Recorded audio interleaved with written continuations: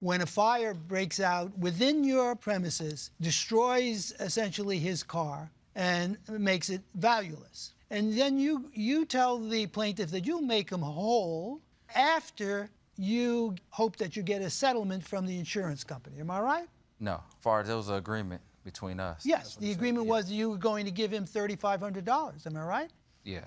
I mean, you did offer him to replace the car, you did offer that you would repair the car, and you offered him cash from what you hoped would be a settlement from the insurance company. Those three things. Am I correct? Yes. And do you think that that offer solves the problem?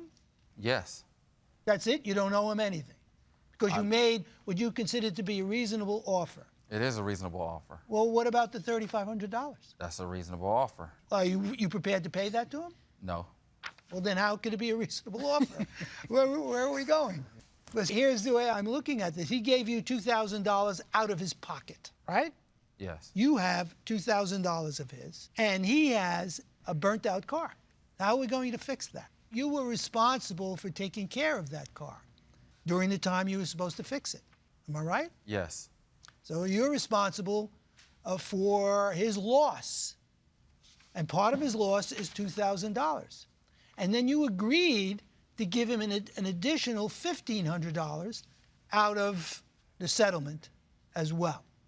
And you haven't done that because the insurance company didn't give you the money. So what kind of insurance did you have? I have a very good insurance company, but they're not going for it with another customer leaving something in their car.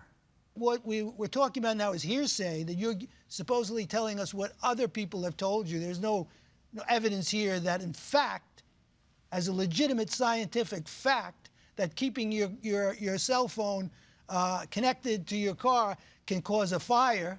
This is the first time I'm hearing about it. It may be a scientific fact, but there's no evidence here that that's the case. What is evidence here is that this was a suspicious fire.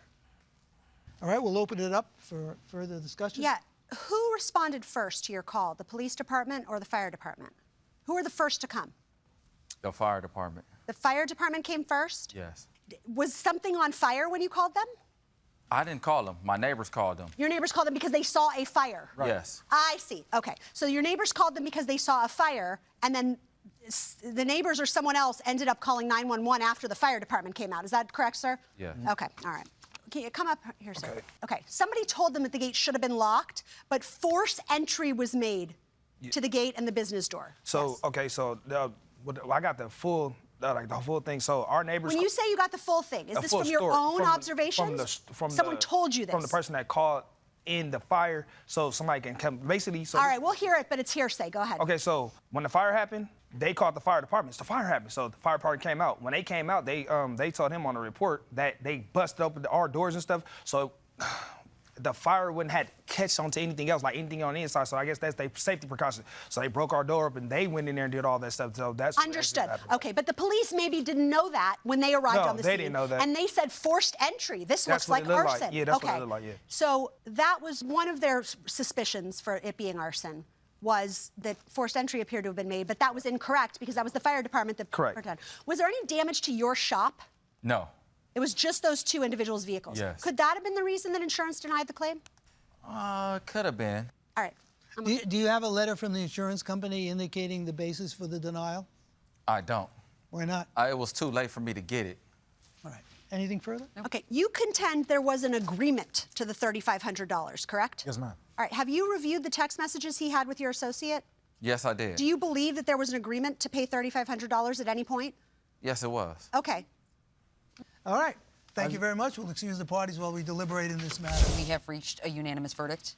We had a question about liability in this case. There was a spirited debate about what the standard of care was for you, Mr. Thomas. But in the end, we agreed that we are going to enforce the settlement agreement. There was an agreement to pay Mr. Hackett $3,500. We think that that's a fair amount, given the fact that the plaintiff paid you all $2,000, and the Blue Book value of his Camry at the time was $1,500. Makes sense that it would be $3,500. So we're going to enforce the settlement agreement for the amount of $3,500. So the verdict is in favor of you, Mr. Hackett, for that amount.